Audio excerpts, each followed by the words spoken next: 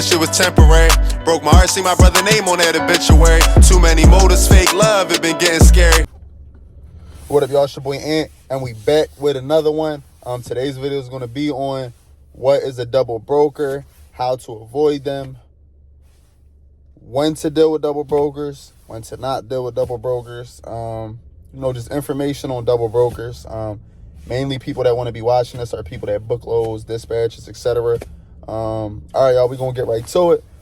So what is a double broker? I know on Instagram, I was basically comparing it to like the middleman in the drug deal. Yes, it is kind of like that. But in trucking, a double broker is basically a carrier like myself. I'm a carrier, owner, operator. The double brokers are also carrier, owner, operators. So what they do is they book the load just like we book the loads. They book the load just like us. But then they put it back on the load board to give to another carrier. And that's basically called double brokering. So if I book a load with I just said that. I'm about to repeat myself real quick again. Just realize I'm saying the same thing. So basically they're a carrier that posts up, that books a load from a broker, from the original broker. Then they post that load up as a broker. And then say I book it, that means I just booked the load with a double broker.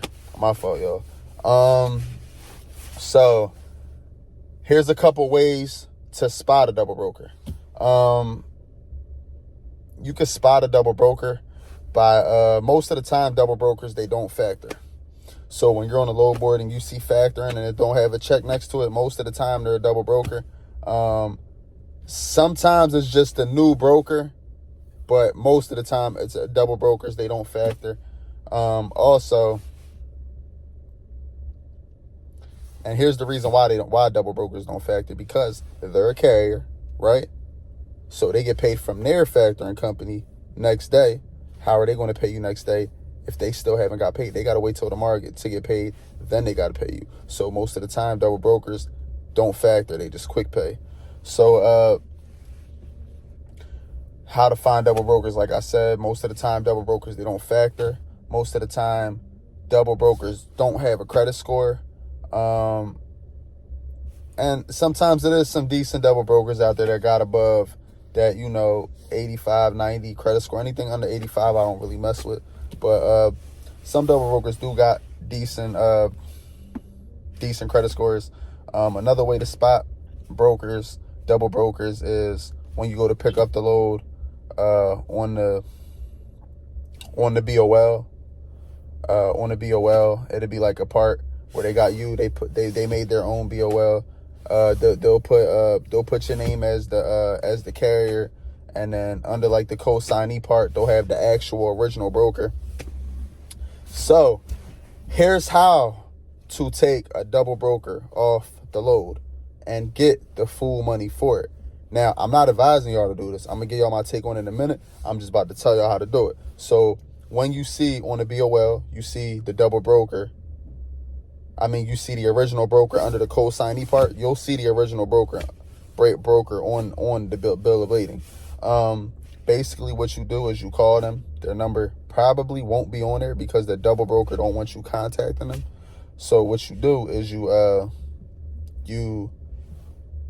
to get their number. If you don't know that broker, you never heard of them, you type their name in and then put them in on Google. You'll be able to find them, and that's when you give them a call and you let them know, hey, I booked the load. Y'all booked the load with someone that is double brokering. I would like to get them removed off the load and get the rate that they received for this load. Basically, you just talk to them and then you get the double broker removed, and then they'll give you the rate that they gave for the double broker, if that makes sense. So usually a double broker, say they book a load for $2,000, 1,000 miles, $2 a mile, boom. And say they post it up on the load board and you book it for $1,500, right? Then that's when you call the original broker, you'll get the extra $500. Now, hear me out. I don't really mess with double brokers because I already know what I'm getting myself into. I don't really mess with them. It's not hard to spot a double broker. So yeah, y'all. Basically, there is times that I do mess with double brokers though. So basically, for example, I had a load going to Tennessee, 1,600. Another load, 1,600 going to Tennessee. Well, no. I had a 1,600 going to Houston, 1,600 going to Tennessee, and then there was the 1,650 load. This was the double broker. This is why I don't mess up relationships with the double broker. So this is called Mega Freight Logistics. They're a double broker. One time I booked loads with them before, and I only book loads on them when I need them. Usually it's when I'm partialing. I don't never really book my full truckloads with double brokers because they're very stingy. They're very selfish. They're trying to make money too. You know, they're in the middleman and they're trying to make all this profit and have you run for pennies. So I don't mess up my ties. So say I would have messed up that load and called the original broker on that load I did with Mega Freight Logistics, right? That means I would have messed up my relationship with Mega Freight. They wouldn't have did business with me no more because I just messed up their business. Now I didn't. I pushed their load. I knew what I was getting into booking a load with a double broker. So that way next time when I had booked that 1,600, and I had my $2 a mile in a truck, and I'm like, I still got space, and I'm gonna book this load, and the only thing going down there was this double broker's load for 1,650. I was able to book that load with them because I didn't destroy my relationship with them. So I would have destroyed my relationship with the double broker for a little couple $100 and never been able to get that 1,650. So I wound up going to Tennessee and Houston for 4,850, like 1,300 miles. 1,300 miles. So I would have never been able to get that load if I destroyed my relationship with that double broker. So like I said, y'all, it's your preference. If you just want to kick the double broker off the load, all you got to do is call the original broker and let them know that there's a double broker on the load and you like the receipt or rate that they have gotten for the load. And that's about it. Like I said, I don't really, I work with the double brokers. You never know when you're going to need them. But the only time I get them taken off the load is if they're bullcrapping me on getting paid. Now, here's another thing I didn't mention. My fault, y'all. It's a little bit of information you want to know about double brokers. So how to get paid from a double broker. Make sure they quick pay you. Make sure their quick pay is like 1 to 5 days, because a lot of the times, if you don't talk to them about that quick pay, they will pay you in like 20 to 30 business days. So let them know, I want quick pay for whatever. It's usually 3 to 5%, 1 to 5 business days, something like that. Boom, you get paid. That's how you get paid by them, quick pay. Pop, the money comes right in your account. I've never been burnt by a double broker. They do pay you. So when people say double brokers don't pay, they do. But the only way I'm getting a double broker taken off the load, now this is just me. People do it all day, every day. Like I said, I don't do it because I never know when I'm a long-term type of dude. I never know when, they gonna need me or I'm gonna need them and do business with them. You feel me?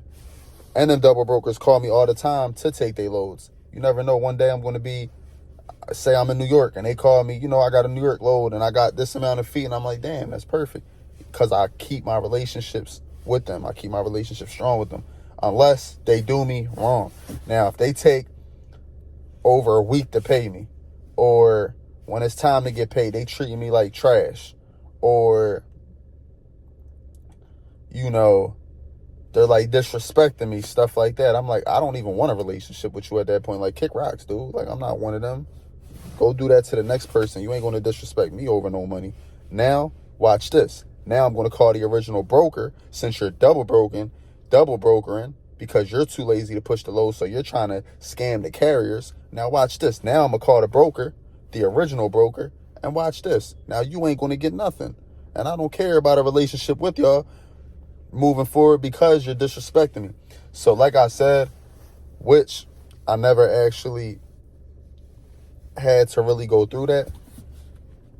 you know, I just treat them with respect. They treat me like with respect, and you know, everything's usually good most of the time. But if they disrespect me, poof, I'm calling the original broker, and that money is going to come to me. I'll take the couple hundred at that point. I don't want no relationship with them because they're disrespecting me. But most of the time, you know, they treat you how you treat them. You ain't acting crazy to them, they won't act crazy to you. I feel like it's a little bit more that comes with the double broker. And like, just ask the questions. If y'all feel like I didn't cover something about the double brokers, just put it in the video. Comment it. You know, comment your take on double brokers too. I want to hear your experience with double brokers. Let me know everything y'all been through with the double brokers. I want to know, you know, any questions that y'all feel like I didn't answer about double brokers, put below. But I feel like I answered everything. I feel like I put my take on it, when I deal with them, when I don't, how to spot them, how to avoid them, the payment options. I think I pretty much covered it. I feel like I'm ranting off and I'm kind of like repeating myself, so this one I'm gonna end the video.